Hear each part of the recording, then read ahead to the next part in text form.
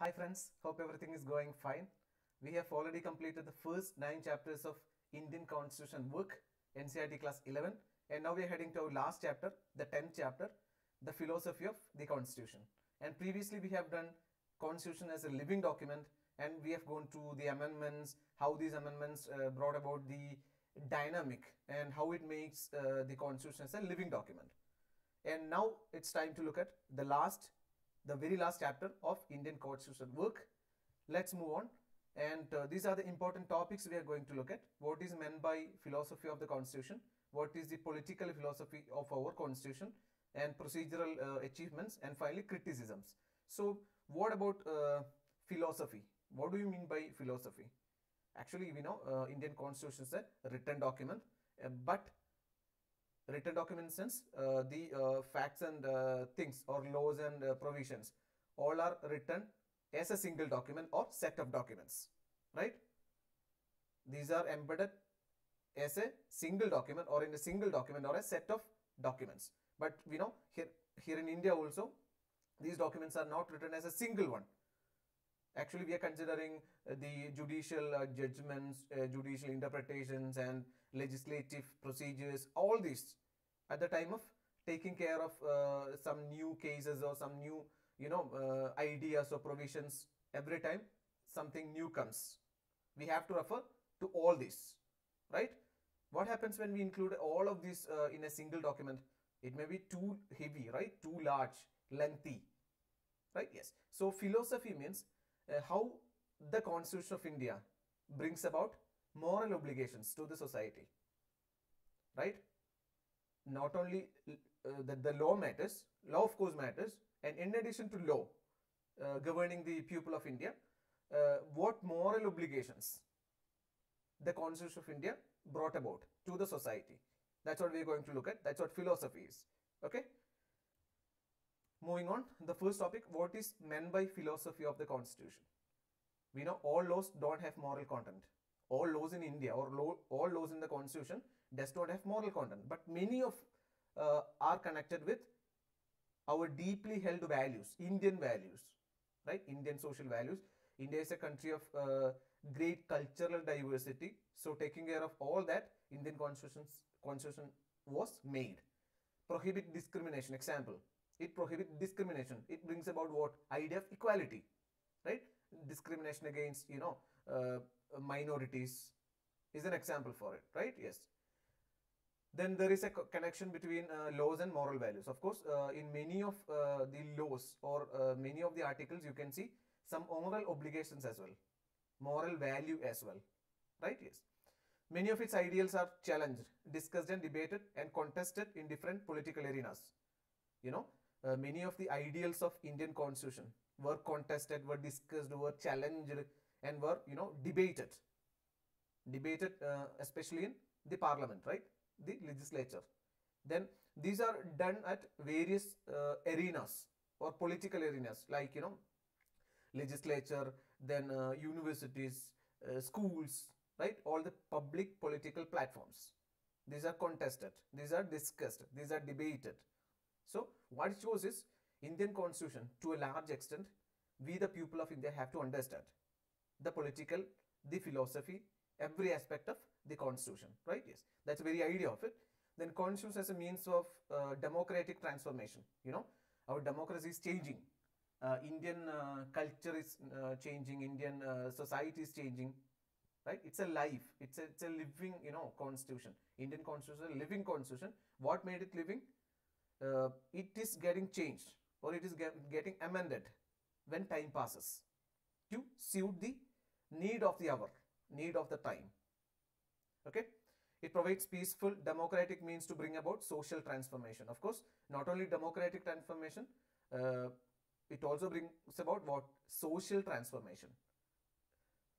With the changing society, Constitution is also changing. Otherwise, it may not fit to the society, right? So it brings about democratic transformation, political transformation, administrative transformation, as well as social transformation to the society. How the society wants the law, right? How the society wants a law, how the society wants the constitution to to fit the society as a whole, right? To the first place, society. Then how does the constitution fit for the changing society? That is a social transformation. Is that means how constitution is changing, right? It must be obliged to some moral value as well. Not only a law as a whole, it must have some moral obligations. Okay, yeah. Then what is the political philosophy of our constitution? It resists any single label. Our constitution is liberal. Liberal means free, freedom. Okay, freedom of speech and expression is one among them. Free, liberal, democratic, of the people, for the people, by the people. Egalitarian, brings about equality, the feeling of equal, right? Yes. Then secular, we don't have any official religion in India, right? Yes. Then and federal, a strong center and states, cooperative federalism, right? Yes. We have seen all these points in detail in the first class itself, right? In the first, basic terminologies in Indian constitution.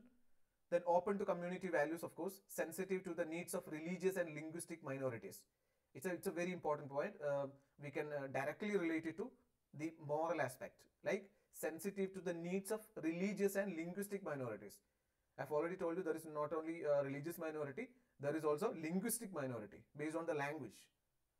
And historically disadvantaged group, like scheduled castes and scheduled tribes and some other backward classes, and committed to build a common national identity. Of course, constitution helps us or helps to provide or to set up a national identity, a common national identity. Like India has only one citizenship. India follows single citizenship.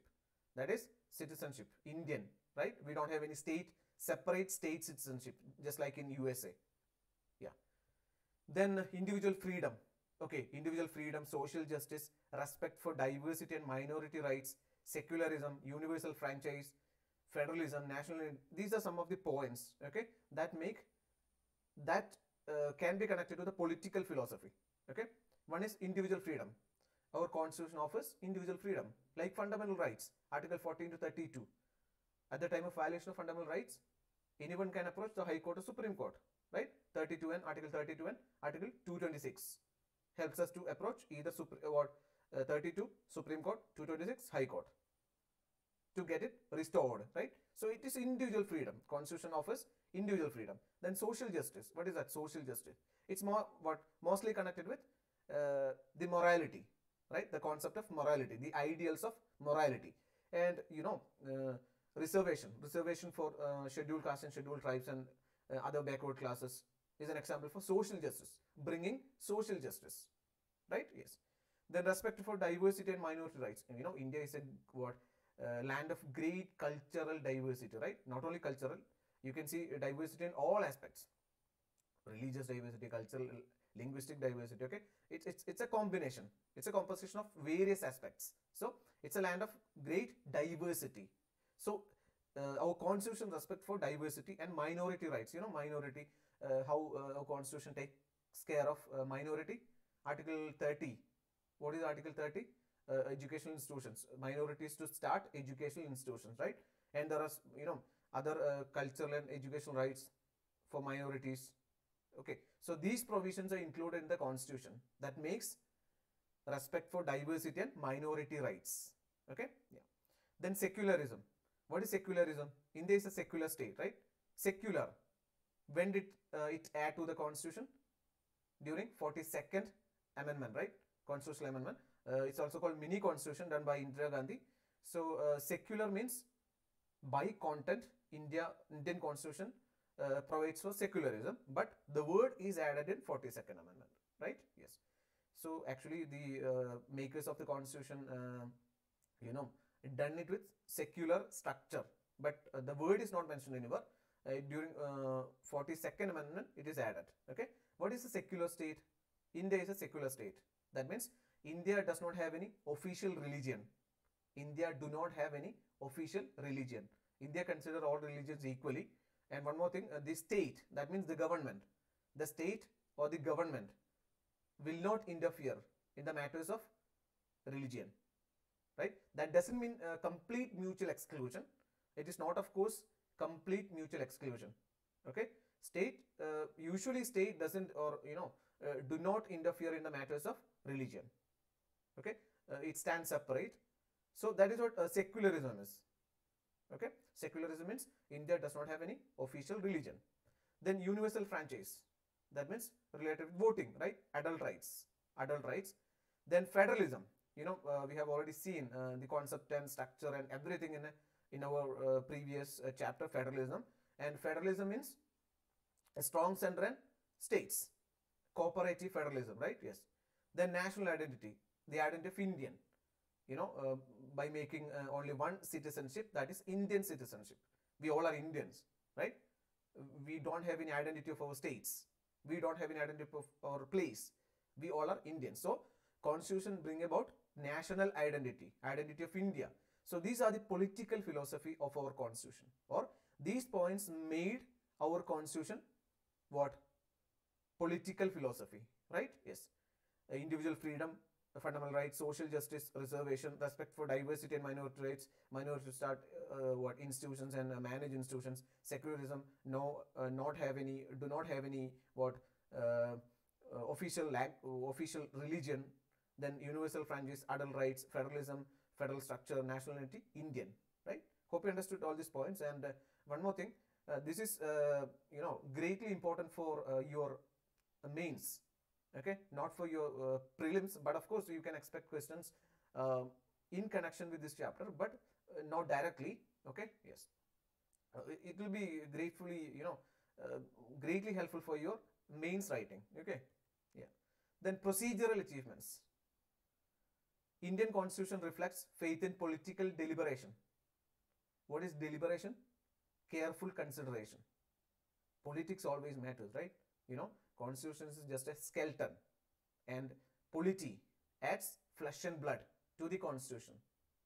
So Indian constitution reflects faith, trust in political deliberation, political considerations, reflects spirit of compromise and accommodation, compromise and accommodations, debates, discussions, through that, okay, negotiations. We can see all that, right, in our legislative assemblies and legislature. Then accommodation, accommodative of ideas, right? Ideas, actions, everything. So these are procedural achievements. Procedural achievements like faith in political deliberation and compromise and accommodation. Okay. So this is not of great importance to your prelims, but you can expand all these statements: political deliberation and compromise and accommodation. Okay. We are not doing it this time. We will do it anyway. Yeah, the coming classes. Then criticism. Let's see some of the criticism. Indian constitution is unwieldy. What is that? Not a compact document. Unwieldy means not a compact document. What is that? Not a compact document. We know even in US, it's a written constitution. Even in US, the constitution is not a single document. In India also, the constitution is not a compact document, not a single document. Because Indian constitution consists of, okay, of course there is a book, that Indian constitution, but actually at the time of taking decisions or directions, or giving directions, it takes care of some other thing as well, some ordinary laws or some judicial interpretations or some legislative actions or judicial kind of thinking. Okay, all those things are being taken care of at the time of taking decisions. Hope you understood the logic, right? Yes. So Indian constitution is not a single document. It's not a compact document. Then unrepresentative. It doesn't represent all all aspects of the society, right? It was not based on adult franchise. The Constituent Assembly, that's considered as one of the criticisms. Then alien to our society, because most of the provisions are taken from other constitutions. So critics says that it is alien to Indian situations or Indian circumstances. But the makers of the constitution ensured that even though provisions are taken from various other constitutions, they made it fit to the Indian conditions. right, to the Indian circumstances. So we cannot say it's these are okay. These are criticism, of course, made by great lawyers and great political thinkers, of course. But you have the capacity, you have the ability to expand all these terms, okay, for your mains. Yeah. So it's not a single document, it's not a compact document. It is unrepresentative, doesn't represent all aspects of the society or all regions of India or all, all kinds of people. Actually, Constituent Assembly consists of mainly lawyers, right? Mainly lawyers. Many critics say is that what it's a what lawyers paradise, right? Yeah. Then alien to the circumstances or conditions of India. Okay. So these are the philosophy. Even though we have limited discussion here, it's mainly important. I've already told you it's mainly important for your mains answer writing. So we have seen the political philosophy. Then these points make the political philosophy greatly important. Individual freedom, social justice, respect for diversity and minority rights, secularism, universal franchise, federalism, national identity. Okay. Then we have seen procedural achievements, and then some criticisms. Okay. So this is all about the philosophy of the Constitution. Okay, Indian Constitution. So here we have completed all the chapters of Indian Constitution work, and here are some recommendations you can make.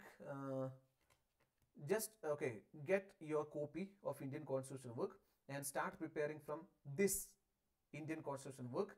And of course, you can parallel you can go through class 6 to 8 NCERT, no problem. But I think this is enough. This is enough for you to understand the concept of polity. Okay, if you're doing it from 6 to 8, I think you may be losing your time. This is enough. This is enough. Okay, I know you all are preparing and you are doing good. And the main highlight of this exam is minimum maximum content in minimum time, right? Maximum content in minimum time. So just try to reduce the resources. Just try to reduce your resources. That's a key aspect of this exam, cracking this exam. And prepare notes. Of course, handwritten note is very much helpful for your revision. Okay, so hope you understood everything, and you can comment on the videos, and if you have any doubt you can ask me, no problem. Okay, I'll try to fix it up. So this is all for the time being. Hopefully we will see you in the coming videos. Okay, I'm planning to have some common general videos regarding this exam, civil services, and this exam. So see you in the next video. Hopefully you follow me. Okay, yes. So just try to get your time worthy, make it worthy. Don't waste your time. Okay, to be focused, to be too focused in your studies. Okay, yeah. So this is all for the time being. Thank you for watching. Have a nice time. Take care.